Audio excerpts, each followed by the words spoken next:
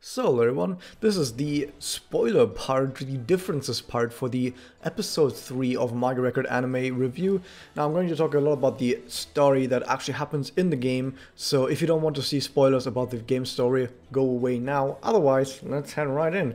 So in the game what happened is, or rather last time I talked to you and told you that about 80% of the story for chapter 2 we were already done with. Not quite true, there was actually a bit more to the story than I thought.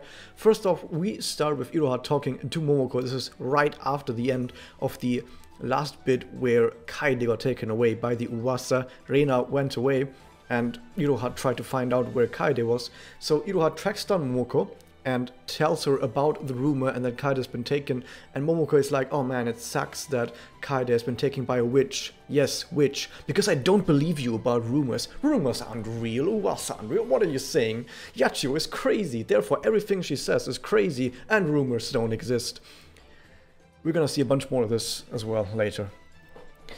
So they do follow the rumor, the Uwasa, and they don't quite manage to track it down because they can't really track its magic anywhere, and there's just a whole lot of back and forth with them just failing at finding it. And then they say, oh, we can't go to Mitama though because we have no grief seeds as payment. This sounds a bit weird, but they just said, yo, we can't go to Mitama, so instead they randomly just find Reina somewhere. This happens a lot as well, by the way. This is something among some other things that the game really loves doing, where they just randomly go, oh, the characters, they're stuck, they don't know what to do, and then, oh, they just randomly run into a person that drives the plot forward. They keep doing it. You just randomly run into someone or something that drives the plot forwards. I'm really happy that the anime doesn't do that. It doesn't rely on random coincidences and actually makes sure it's kind of reasonable why the story continues from point to point. So Reina tells them, hey, I was looking for Momoko, and she also had been talking to Yachio because Yachio is the one who knows about the rumors and the Uwasa, so she got Yachio to help. And Momoko is like, you got Yachio to help? That sucks, I don't believe you. Actually, no, I do believe you, because she believes Reina, but she doesn't believe Yachio. So they end up going back to the abandoned construction site, and there Reina plans to activate the rumor again. By the way, they say go back to the construction site, as in they believed that was the place where the rumor first took effect. But that wasn't the place where the rumor first took effect, so that's a bit weird. I'm not quite sure about this. But they go back to the place where they activate the rumor, and Kaede, Reina apologizes and tries to drag out the rumor, just like Kaede did when she apologized. And they also go into some of the similar beats that we saw in the anime, where Reina talks about how much she hates herself, but she still likes Kaede and she wants to go back together with Kaede. Although in the anime it was a bit different, and we're gonna see how it was different. And what happens is the rumor does activate, but as it turns out, Kaede is brainwashed, and she's now actually cleaning the breakup stairs. And this is something that completely blows my mind, because in the game, the staircase is not part of the rumor. But in the anime, they made it part of the rumor. This is so back and forth. So in the game, it was just about if two people break up their friendship and then try together again, then the rumor appears and takes it away. And then in the game it is revealed that when the rumor takes you away, you are forced to clean up the breakup staircase for the rest of your life, and you get brainwashed.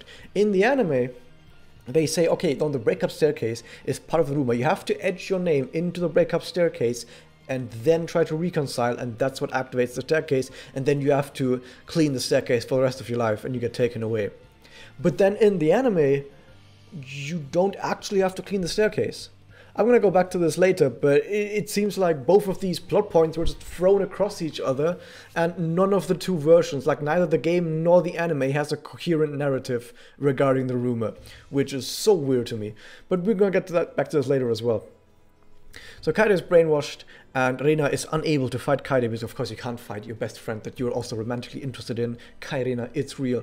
But it's okay, because Yachio shows up, and Yachio is like, I don't care, and she says that she's gonna take out Kaede, but first Momoko and Yachio go and bicker some more because they spend like 2 chapters just bickering with each other because Momoko and Yachio really hate each other in the game, something that doesn't appear in the anime at all, because in the anime they seem to be great friends. But also more on that later. So Yachio takes out Kaede, and meanwhile Momoko and Iroha, they decide to go for the center, the core of the Uwasa, to take out the rumor.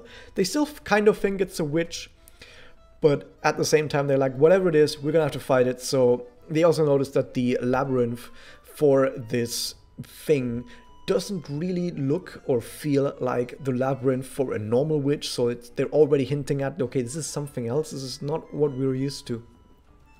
And when they arrive there, they realize, oh shit, Reina has also been brainwashed. That didn't work out well, did it? So Yachio has knocked Kaede out, and she meets up with them again at the core. It seems like Yachio is so powerful in the game that she can just solo everything, and it's almost like, why is anyone else even there? Why doesn't Yachio just solo everyone? Or every enemy? I don't know. So they bicker some more, as you would expect. Yachio and Momoko, they still really hate each other. And they also notice how their effects against the Uwasa, they don't really deal any damage. They don't know what to do. Their attacks are ineffective. What do we do? Before they can find out what to do, they get attacked again by Kaede and also Reina, who have both back up and both very much brainwashed. And Momoko doesn't want to fight both of them because he's like, I can't fight my friends, what do I do? And it seems like the game wants to focus more on Momoko.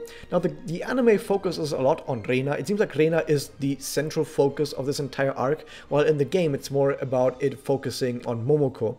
So Momoko has this whole scene about how she can't fight her friends and how she has failed her team, and Yachio is like, I still don't care about your team, and she just solos both Reina and Kaede because Yachio can just do that. So he knocks both of them out as well, and then she meets up back with Iroha and Momoko again, who still haven't really done anything so far. Iroha is still completely useless as she is in the anime or anywhere else. And they come up with a team though, with a plan, and they say the plan for our team is that the only way to defeat the friendship-ending power of the rumor is to overpower it with friendship power. So they say, okay, our friendship power is going to be stronger than the friendship-ending energy, and Iroha gives this whole speech about how they have to be fighting together to save their friends, because even though Momoko and Yachio kind of hate each other, they both want to save their friends. So they all attack at once together as a team, and it kind of just works, and the Uwasa dies. Iroha then goes to heal Kaede, because that's actually something she can do and something that she does in the game, which is healing people. And Yachio also then gives them a grief seed to help them out as well. And both Kaede and Reina, of course, they both have a very gay moment with each other, and they both reconcile as you would expect. And they both are very good friends again. And Iroha then goes to Yachio and is like, that wasn't a witch, was it? That was something completely different. So Iroha is actually a bit more intelligent in the game, so she realizes that wasn't a witch. And Yachio is like, yeah, I know, that really wasn't a witch, that was an Uwasa. But before Yachio can reveal anything else, because we gotta save that for other parts of the story, we can't reveal anything yet, Yachio just runs away, and the other four go and eat a pudding together that Reina got them. Yay, yay for friendship. Friendship is back. So then Iroha tells them about wanting to find info on Ui, Nemu, and Toka in the hospital, and Momoko and Reina are like, oh yeah, Momoko and Kaede, sorry, are like, Reina can help you with that, and Reina is like, I don't want to, but they go to the hospital anyway, and when they're in front of the hospital, Reina is like, I still don't want to do this, but Kaede guilt trips Reina into doing it for her, because this is also something that happens in the game, where sometimes Kaede is actually quite savvy. I've joked about this before on Discord, that out of all the characters, the most aggressively lesbian or most aggressively teasing character out of all the characters is actually Kaede, because she knows how to play people. So she plays the shit out of Reina to get her to agree, and she does this at other points as well. By the way, there's also this is not going to be relevant for the main story because there's a side story about the mirrors, and in the mirrors, Kaede finds a clone of Rena, and she like molests the Rena clone because apparently Kaede is a latent molester. Kaede doesn't joke around in the game. So Kaede guilt trips Rena into helping out. Rena's like, yeah, okay, you're playing me dirty. And Rena helps out, finds info, and is like, Ui doesn't exist, but Toka and Nemo, they exist. That's good. So that's basically how that all ends, similar to how it ends in the anime. But then they also have one last shot of showing how Mummy is there, and Mummy is fighting witches somewhere else. Now we need to take a step back and talk about some other part of the Mummy story. In the game there's something called Another Story, and Another Story is like a side story that basically shows you what the Puella Magi Holy Quintet is doing while main story happens. So it's basically a meanwhile section for the Puella Magi Holy Quintet, and in the Another Story part for this chapter, we see that Mummy has been going like, I've come to Kamihama because something scary is going on. That's how the entire thing starts.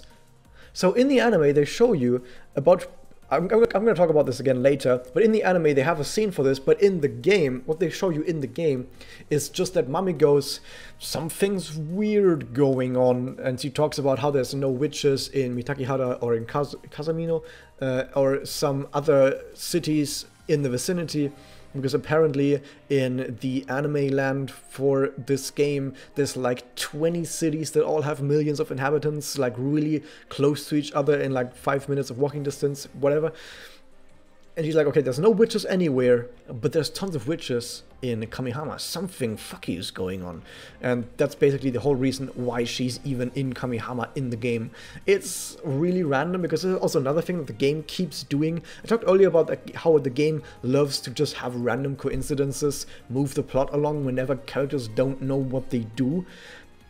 But what they also love to do is they just come along, and then they just say, okay, we want this character to be in this spot doing this thing, but we can't really think about why they would be doing this, so we're just going to tell you that's just what they do.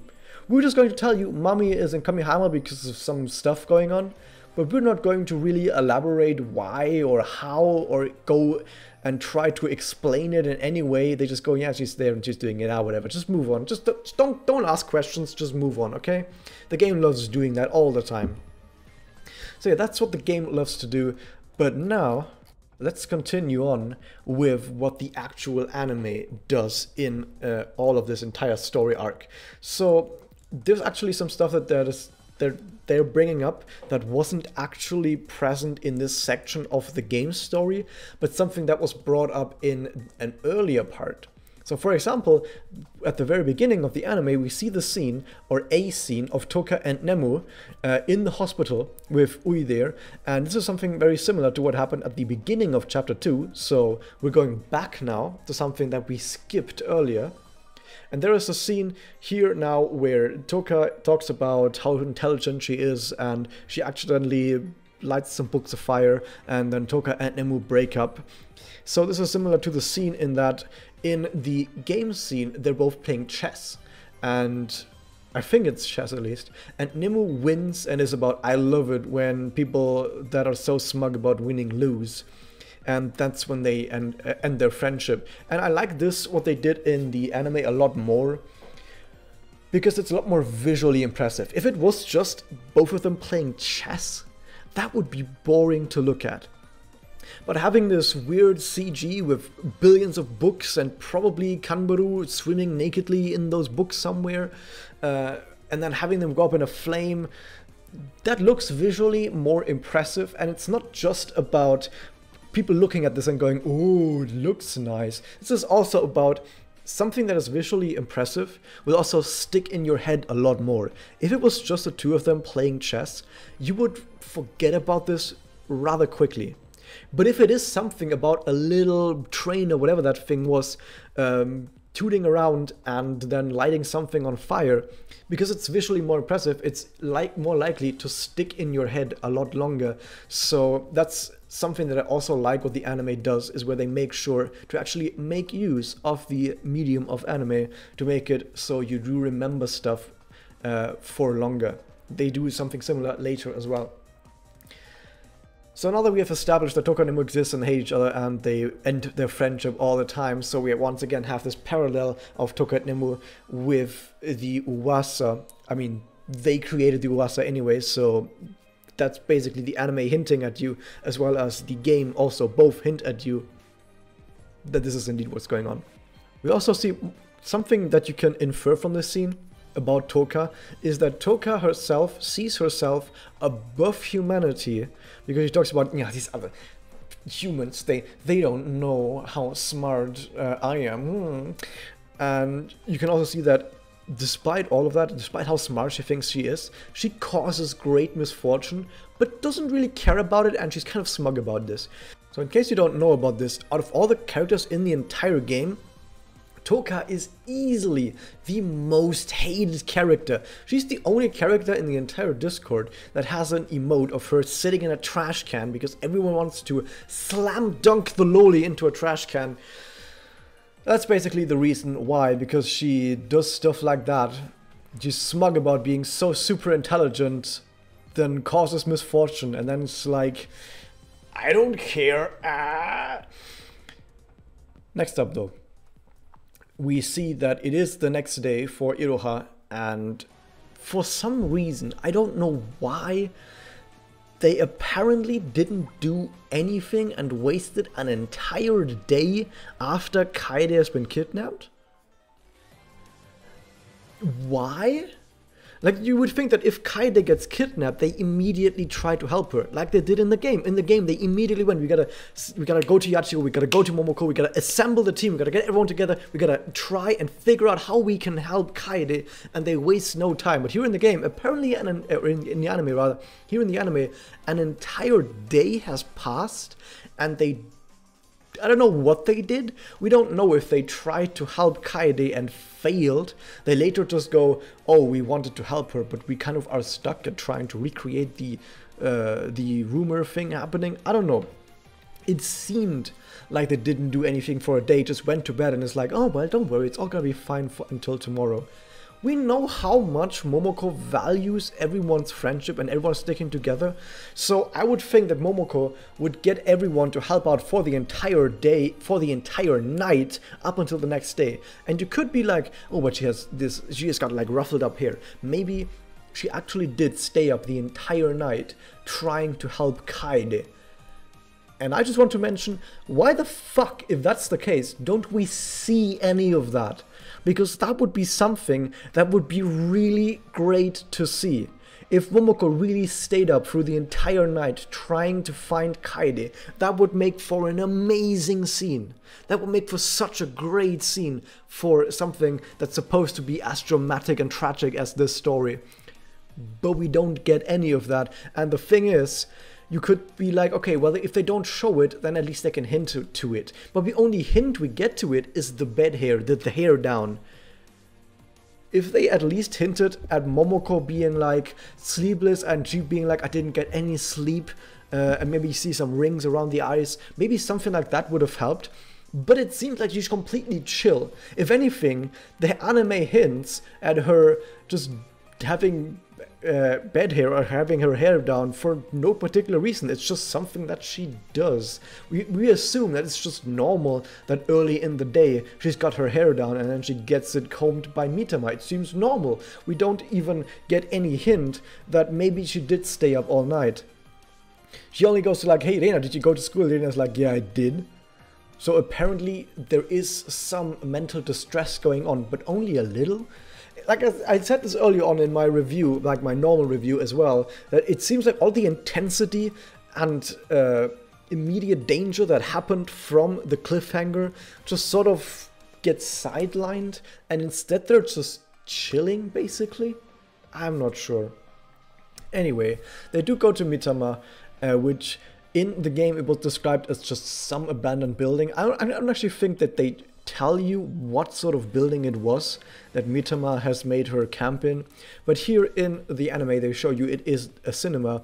I think it's called the Kamihama Mirena, which is also the cinema that we see during the opening in the final shot where Yachio and Iroha pose in front of a cinema that's that same building. So they did say it's now a cinema. It doesn't really matter what it is.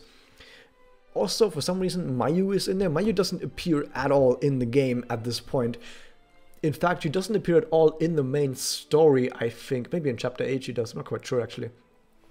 But Mayu is not really anywhere in the main story up until maybe Chapter 8.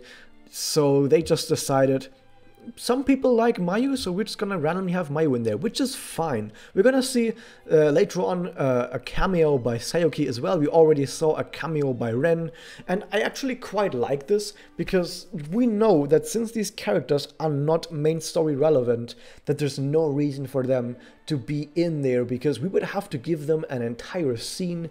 We would have to give them even more than a scene maybe, because if we decide to actually make these characters relevant, we can't just throw them in for like a throwaway, right?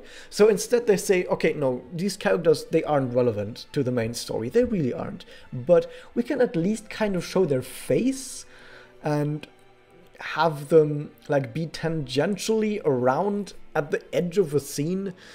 We can kind of do that. So they get like a little cameo, but they're not really relevant to the story at all. Like, when Reina transformed into Ren, that she could have transformed into anyone. It didn't really matter who she transformed into. That character who was with Mitama at the beginning of this didn't have to be, could have been anyone.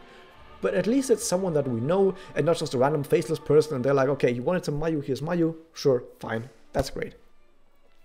I also mentioned this in the review as well. Mayu is 18, so even if it looks like something sexual is going on here, don't worry, she's legal. Mitama is then a bit showing some interest in Irohashi. He walks right up to her, and in the game, Mitama makes some lewd jokes and she does some teases with Iroha. For example, she says like, oh, you want to get adjusted? Well, the first thing you have to do is take off all your clothes. Strip for me, Iroha. And Iroha's like, okay. In the anime, sadly, they didn't do anything like that. It would have been a nice little joke. But at the same time, I think if they did the joke, I actually would have probably sat here and told you that the tone is off. Because, to be honest, this is not the time to be making jokes or the time to be chilling. Because, like I said, one of their best friends is maybe dead. And if there was a joke here, I probably would have gotten mad. Why the fuck there's a joke here when everything is supposed to be tense? But this is the problem that I have with this. Mitama is a fun character. She's a happy character. She does some great stuff. She jokes around a lot. There's some nice little bit of comedy going on here. She also likes teasing people. Why is her scene in this place? Either do it before all of the shit goes down, or do it after shit goes down. Doing it in the middle and having the characters be oddly chilling, but at the same time not chilling and kind of worried, but still calm. I don't know. This feels so weird. It feels so off. I don't know. We also see a little bit of a shot of Mitama's schedule. I can tell you that on one day we see the sign of Magius. To be more precise, here's some JP spoilers for you. It's the sign that represents the embryo Eve, and that sign, I can't read the Japanese, but that is the sign of Magius, meaning that apparently this is a session specifically for Magia's members. Maybe Alina, maybe Toka, maybe Nemu, maybe the Amane sisters, maybe Mifuyu. Although probably if the Amane sisters came in, she would have wrote down Fluty Tooty sisters or Flute Freaks or whatever, because no one respects the Amane sisters. No one does. Everyone likes to tease them and make fun of them. We also see at one of the later days there is actually a session lined up for Nanaka.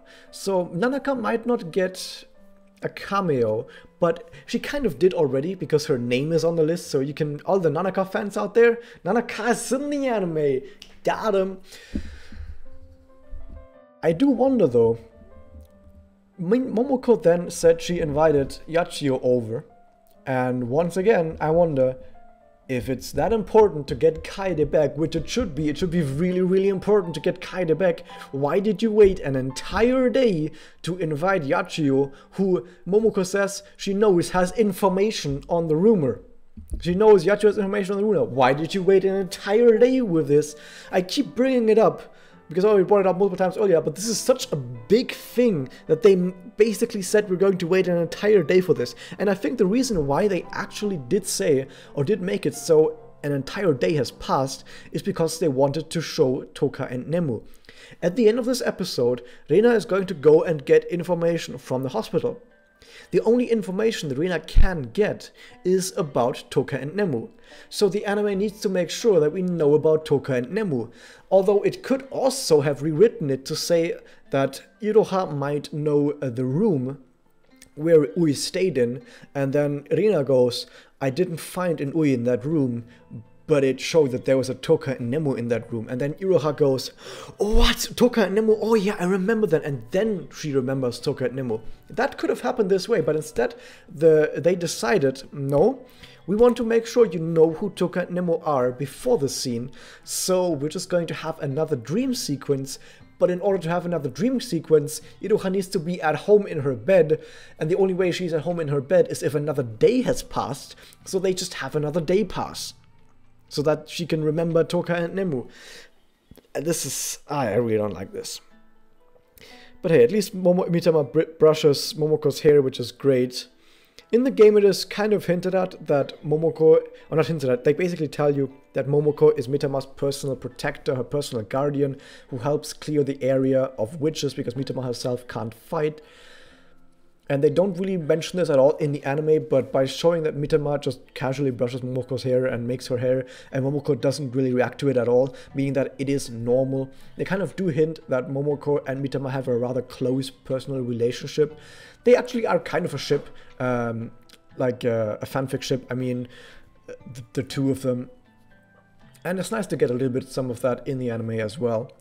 So Yachio, by the way, she brings out the rumor files, and she kind of mentioned that she doesn't really know that much about it as well, which is odd compared to the game. Now, by the way, her rumor file, we see the rumor files in her personal memo as well. This is a very important book that we know from the game as well. And she basically, in that book, wrote down everything about any rumor that she has found in Kamihama, because she believes that these Uwasa are something weird that is going on in Kamihama, and she needs to figure out what it is. But here in the anime, it kind of seems like someone else might have had a hand in creating the rumor files. And when she shows the book, we actually see letters. And these letters are from Mifuyu's personal memo. So people who know the game's story are basically being told by the anime that Mifuyu created the rumor file, which, by the way, doesn't quite line up with the timeline at all, because by the time this rumor stuff happens, Mifuyu isn't even with Yachio anymore. She already broke up with Yachio and became her ex by the time the rumor stuff started happening. So this is a bit weird. But at the same time, we see that Yachio doesn't really believe herself that Uwasas are even a thing. She kind of still thinks it's a witch, which in the game she quite clearly states, this isn't a witch, I know this is not a witch, this is an Uwasa. But here in the anime it seems like, well, it's probably a witch, but I have this book that says, could be something else, I don't know.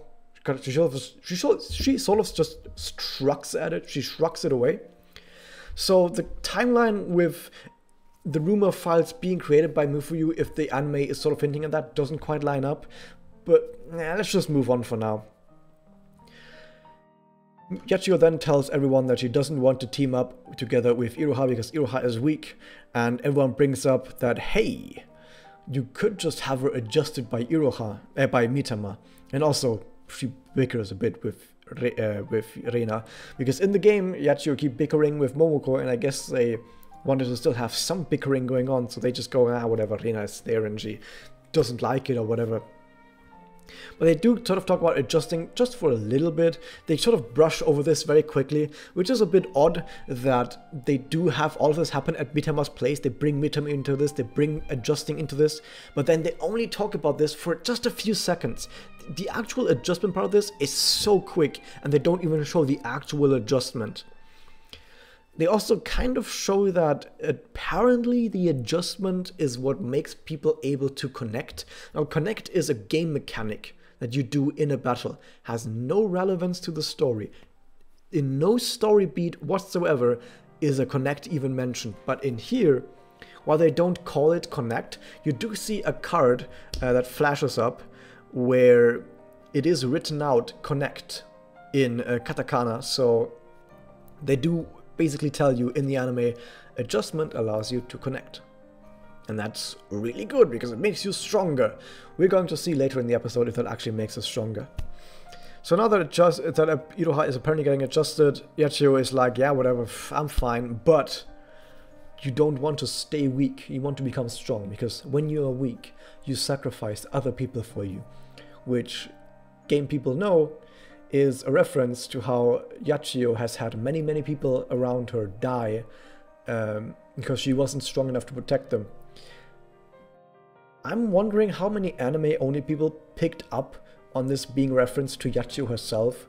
It is a sort of implied that Yachio is talking about personal experience, but at the same time you could just brush it off as Yachio being just so incredibly smug and arrogant that she's telling someone else, hey, if you're so weak, people are gonna die for you because you're so weak. So the anime sort of keeps it still a bit ambiguous. So next up, they then go to the breakup staircase at school. They sneak around a bit. We see some messages, some talks about people talking about Kaede going missing. And Momoko and Yachio then write their names on the staircase. And the idea is we're just going to draw the Uwasa out and then we're going to fight it, whatever it is. And at this point, we also notice that Momoko and Yachio, they seem to be rather good friends actually.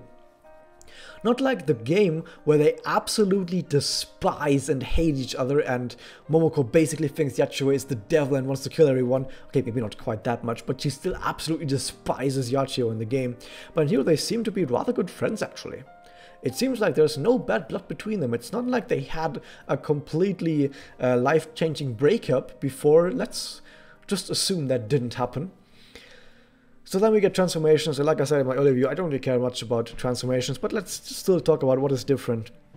Yachio, the transformation is rather similar than to the game. It's just a bunch of water, and then her armor appears one piece after another. They also kept the detail of the tear-filled eyes that go on the weapon, because Yachio is a rather sad and tragic character who has lost many friends, so the sort of tear-filled eyes are supposed to draw attention to that. And in what I like about this in general in the anime, they draw a bit more attention to who the character is, because in the game a lot of the transformations are very simple and extremely straightforward and short. There's just like fire character, they just burn and then their armor appears and then that's it. That's the transformation. Yay. But here they actually make sure to incorporate some character-specific stuff. For example, Yachio does movement that makes her look like a model because she is a model. And for Momoko, we similarly have, okay, she's burning and then her armor appears, but at least in the game or in the anime, we get this funny little scene where she kicks her sword and basically forges her sword into the sort of half-moon shape that we see. That's a really terrible design for a sword, by the way, but yeah, fuck it, whatever. Then Rina also in the game is just like her armor appears, and that's basically her entire transformation. But here in the anime, we get something completely different. We see like a reflection of a character with the mirrors. There's a lot of mirrors with her character because she doesn't, she kind of hates herself and doesn't want to look in the mirror, but at the same time, she sees other personalities that she could transform into in the mirror. So she also uses mirror in her Magia, which you're going to actually see in this episode. We also see the movement that she does at the very beginning looks like a movement similar to dancing, maybe dancing like an idol or dancing like either DDR on an arcade machine. Next up then we also have Iroha, who is also completely different from the anime. Also in the anime it's just like her armor just appears, yeah, whatever. But here she jumps off a building and then sort of jumps into herself, and then her weapon is like also appearing through an arrow. It's a lot more elaborate, but not really that much specifically tailored to her character, because I don't know if you have picked this up yet, but she doesn't really have a unique character to herself. Iroha just does the right thing. Iroha sticks around and then does the right thing, and that's her entire character. And I think it kind of shows already in her transformation that while, for example, Reina has the thing with all these mirrors and falling through different versions of herself, doing the idle movement, Yachio does the model movement, and you see her crying during her transformation. Momoko is cute, and then you just see Iroha, and she's just like, I'm jumping over a building, I don't fucking know. It seems like it doesn't really say a whole lot. You can say like, okay, Iroha is jumping into danger without looking ahead. She really loves to jump into danger without worrying about stuff. And you can kind of say, yeah, that's part of her character. She really loves to blindly throw herself into danger. But here's the thing, that's like 99.9% of anime protagonists, and no one likes this sort of trope. Let's move on. They then are on the roof of the school, and they both apologize to each other, Momoko and Yachio. Momoko apologizes first, and then Yachio apologizes. She doesn't really seem sincere. Neither of them seem sincere. And here's a very important part, is that we know from the game, not just from chapter 2, but in general from the entire story, that Momoko and Yachio, they don't get along because they used to be in a team together. But at some point, after Mel turned into a witch and died, Yachio grew cold, Yachio grew distant, Yachio basically went, everyone is fucking dying because of me, so it probably is better if there is no team anymore. She breaks up the team. She says, fuck everyone, I'm gonna move into my own house and basically just become a hermit. Not hermit, I'm basically just gonna become a sad, lonely person for the rest of my life. And Momoko is like, what is wrong with you? Yachio, please stay together as friends. And Yachio is like, no, no friendship, no. And because of that, both of them, they broke up in a messy breakup, and they now hate each other, basically, in the game. But here it seems like they do get along rather well, because they're like, hey, let's fight this witch together because no one can beat us, right? We're the best fighters around here. And there's no fighting between the two. They seem to both want the same thing. But at least they kind of hint with this apologizing scene where they say, okay, it has to be sincere, or they don't really mean their words. They are still kind of hinting that the reason why the rumor doesn't activate with both of them apologizing is because it's not sincere, and we know as game story people that it really isn't sincere. These people still have bad blood between them, probably. It seems like the anime is sort of just a retcon on this, but if we go by game story, these two still have plenty of bad blood between them, and that's why the rumor doesn't activate, because they don't actually mean their apologies. They could have potentially, at this point, made a stronger hint. Like, Yachio could have been like, I guess you really don't mean that, Momoko, do you? Or Momoko being like, I guess it wasn't this simple to make up with you, Yachio, eh? So they could have at least hinted that these two really did actually break up between them. And that's why their apologies don't work, because they don't mean it. But they could have also mentioned that when they both wrote their name on the staircase is that they didn't actually have a friendship to begin with, so there was nothing to break up. Well, like I said, the anime just sort of goes like, Rina has to be the one, and it doesn't work with the two of them because reasons. So Rina then goes and apologizes, and first off nothing happens, but then Rina sort of goes sad. And this is actually something that I really like about the anime at this point, is that they sort of rephrased the apology of Rina. In the game, Rina really is like, I'm sorry for everything, I want to be friends again. Rina really wants to be friends again. But I also already mentioned this when I talked about episode 2 of the anime, that Rina probably really wants to break up the friendship forever. And that's also why she wrote her name on the staircase. And this episode, episode 3, doubles down on that. And Rina talks about how much she actually hates Kaede. So this is something that I found a bit weird, though, because they have to get the rumor to come out, and the only way to get the rumor to come out is to honestly and sincerely apologize and want the friendship to come back.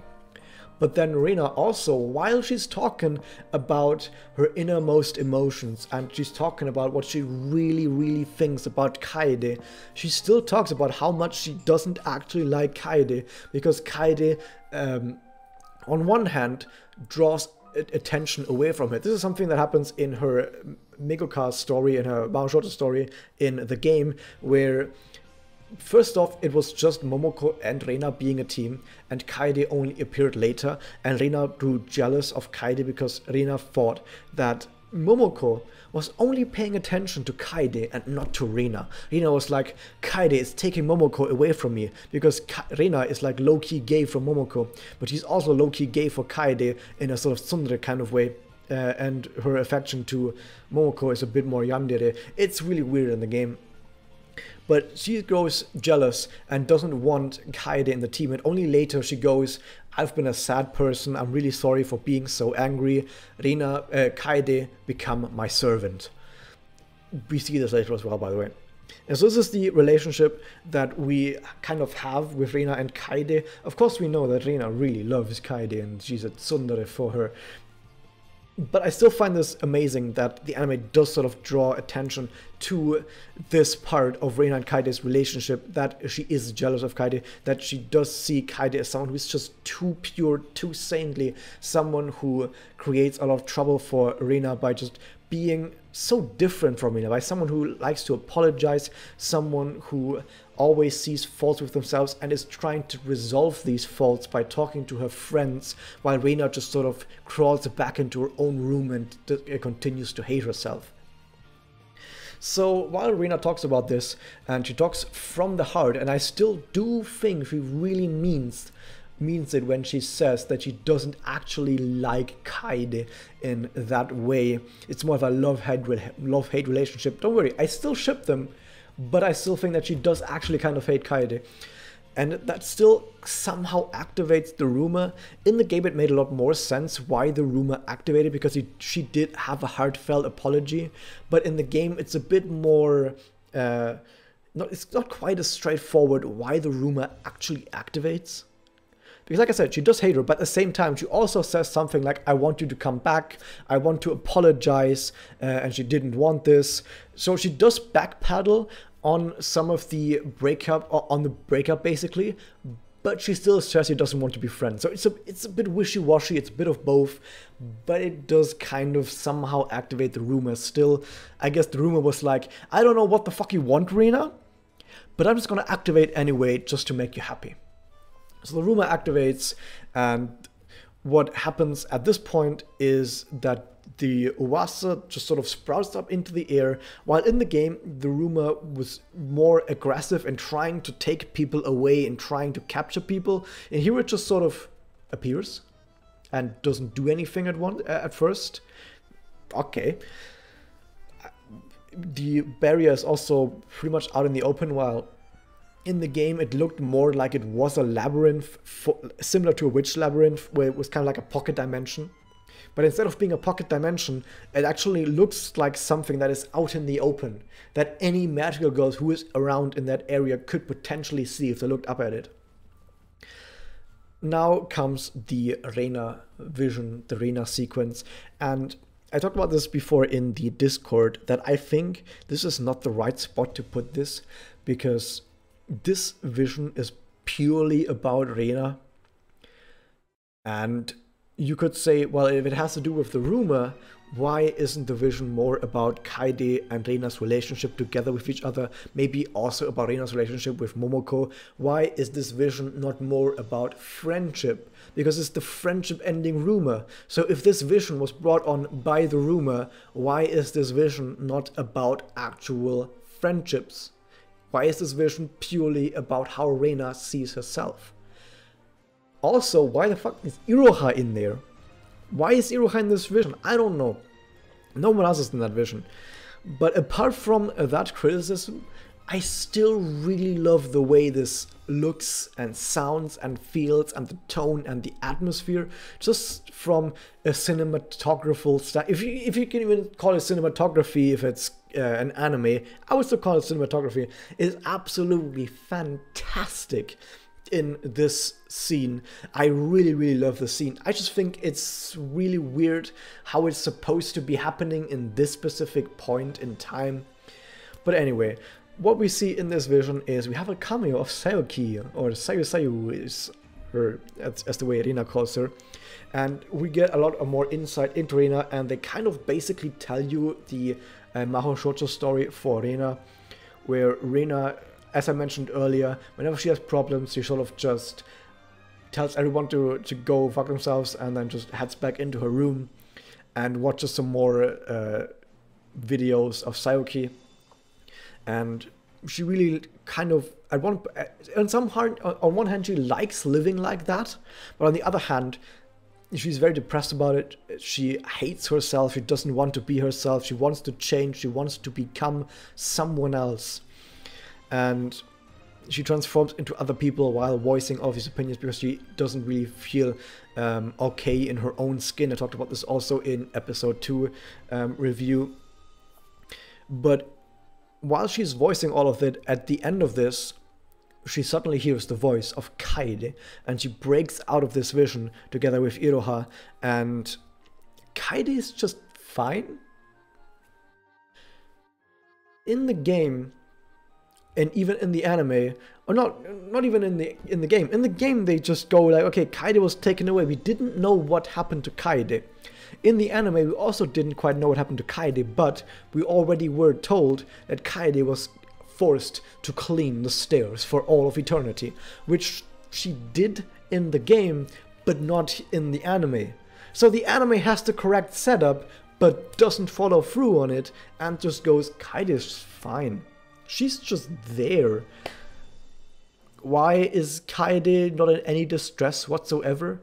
Like, I can understand maybe to some degree that they didn't want the brainwash to happen because they wanted to wrap up the rumor, and if they brought in the brainwashing at this moment, they would have to dedicate more time to it, but they wanted to wrap it up quickly, so we didn't have the time to dedicate to it. But at the same time, couldn't you at least make it so Kaede was in some sort of a bind? Maybe she was fighting Uwasa, maybe she was knocked out and she had to get woken up by Rina first. Maybe she was like captured in some way and she had to be saved. She could have been in any distress and Rina just saves her in like 5 seconds. Like, it could have still happened very quickly that Kaede gets saved from her distressing point by Rina. But no, she's just fine. She's just standing there and going, oh, I couldn't get down. An entire day has passed. Once again, an entire day has passed. What did Kaede do for an entire day? Has she just been standing on some stairs while transformed for an entire day? What? I don't know. This is so weird. All of this, by the way, stems from the fact that they didn't quite know how to continue from episode 2. Or, no, I'm going to talk about this later. Let's just move on for now. So, after Kaede and Rina appear again at the same spot, they make up a little bit, but they still keep talking about their relationship for a while, and they also mention, or rather Kaede mentions that whenever Rina doesn't know what to do, she transforms into Momoko, which also hints that Rina has a really close connection to Momoko as well, which they don't outright state in here, but they do hint at in the anime. Also, Mokyu appears and then just goes away, and nothing comes of it. I don't know why Mokyu is there. I guess they just want you to remember that Mokyu is still in this anime.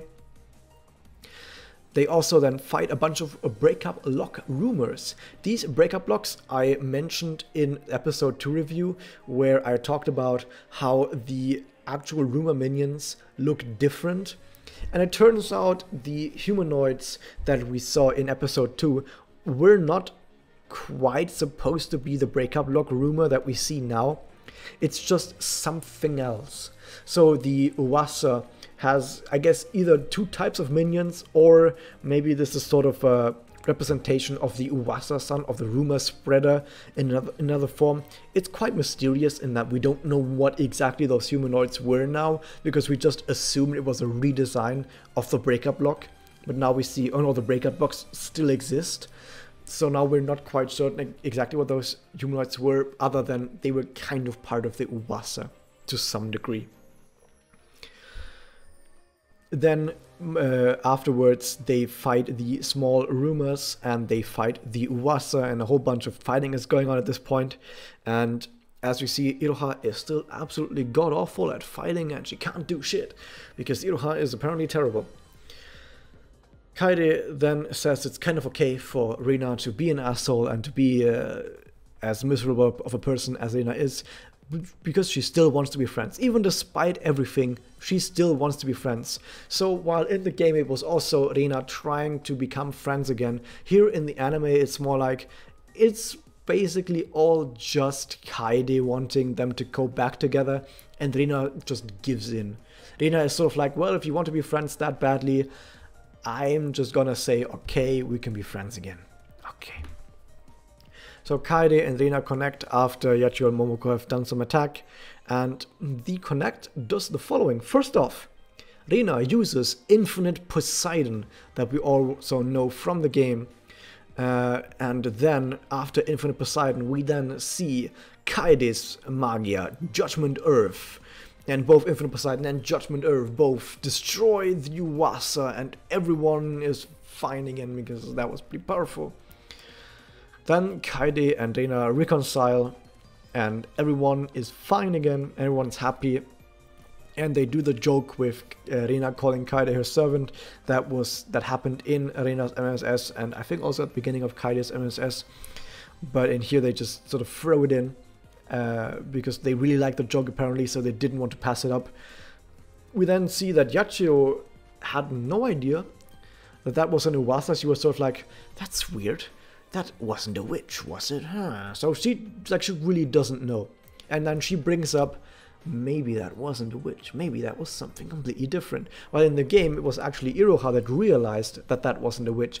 But in here, Yachio realizes it and notices that something is going on. So she then leaves, but not before making a comment that Kamore basically make a good team. So this is another hint that Yachio and Momoko used to be friends, they used to be in a team. Even though, like I said, they still kind of seem very friendly to each other. But at least they do, for game story people, they throw in another hint here, in that, well, Yachio is making this comment about Team Kamore before jumping off a building, because that's just what characters in draft anime do. Then we see that Rina is going into the hospital, and she's trying to find information on Ui, as well as Toka and Nemo, and she finds out that Toka and Nemo, they do exist, Ui doesn't. Oh no, Ui doesn't exist. But with the info on Toka and Nemo, Iroha is just like, ah, whatever, it's fine. Better than nothing, I guess. And she sort of just moves on, and the anime ends with this, at this episode.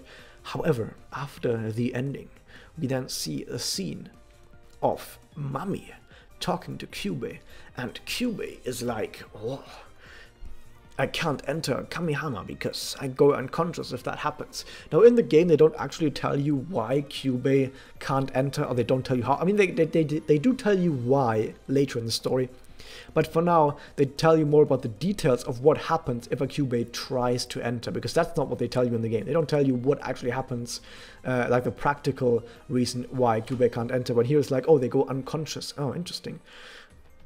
And Kyubey is at this point baiting Mami into entering Kamihama.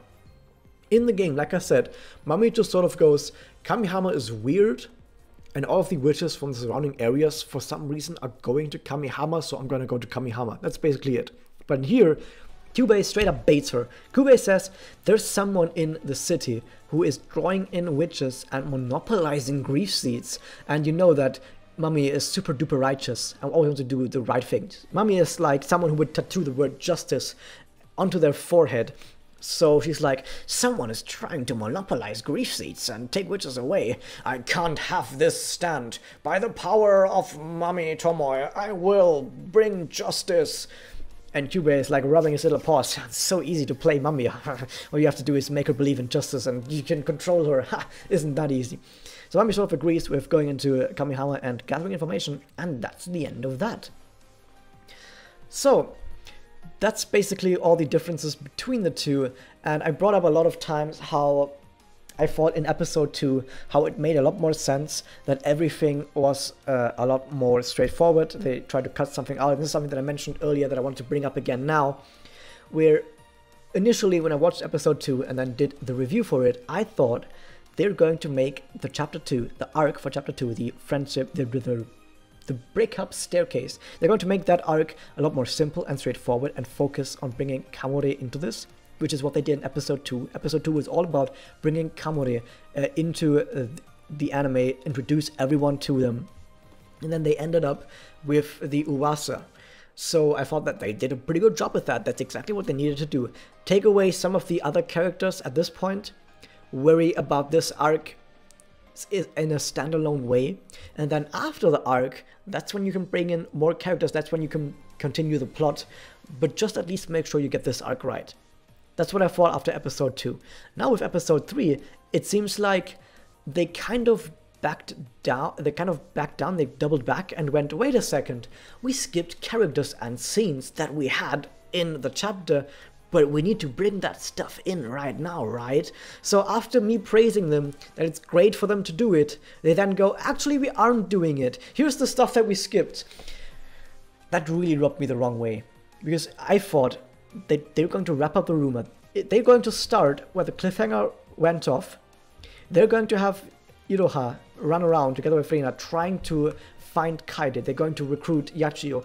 Yachio is going to make some comments, some mysterious comments about these Uwasu, because Yachio knows more than she lets on. Maybe Yachio and Momoko are going to have a fight, similar to the game.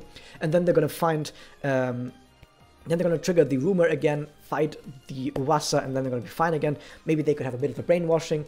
So everything would still be very straightforward. Everything would still be rather simple. And you would still have the same story beats, and it would just be a lot more clean, and you would be able to focus more on the mystery of the Uwasa, the mystery of the rumors. But it seems like they didn't want to do this. They still wanted to include the same scenes. Now, there's a problem here. If you still want to include the same scenes, or at least the same type of scenes, like the Mitama scene with the adjustment, and you still want to include the Toka and Nemu part, the problem you run in, if you want to include all of that, is if you include all of that in episode 2, you would not end on a cliffhanger. So they instead probably went, we're going to move those scenes away, rush to the cliffhanger at the end of episode 2, and then once the cliffhanger has happened, we're just going to quickly double back, quickly rush back, show the scenes that we skipped, and then continue where the cliffhanger left off. That's at least what it felt like to me. I think if this was like, instead of being 2 episodes, this was a 50-minute long 1 episode, I think they wouldn't have done that. I think they would have continued similarly to, either they would have put those scenes earlier, with Toka and Nemu, the scene with Mitama, they would have either put that earlier, or they wouldn't have done the cliffhanger as cliffhangery as it was, and instead just followed through on the conflict that happens. They were going to keep the tension high with the brainwashing, with them trying to chase after it as it did in the game. But they didn't. And now this brings back worries. Initially, when I saw episode 2 and episode 1, some of my worries were relieved. I thought, okay, they are going to put effort into making sure that they aren't going to either just completely copy the game. They're going to make sure that everything is going to be a lot more viable for anime production. They're going to brush over some of the bumpy parts, and they're also going to make sure that it's a lot more straightforward and people actually get to pay attention to everything. But now I'm not so sure anymore that this is actually how it's going to move forward. It seems like they kind of do want to follow the game in some way, but not in all the ways. And this might lead to some places later on in the story where it seems like they're torn between doing 2 things, between either going completely anime original or going completely just following the game. I don't want them to be torn between the 2. In my opinion, they should just focus on being anime only and make sure it only works as it is in the anime and just completely ignore the game. I don't want them to be like, no, we have to do the game stuff, no, we have to double back and do the game stuff, we can't do it without the game stuff, no. Because like I said in episode 1, they were so far away from the game that I was so happy, yes, they're going anime original.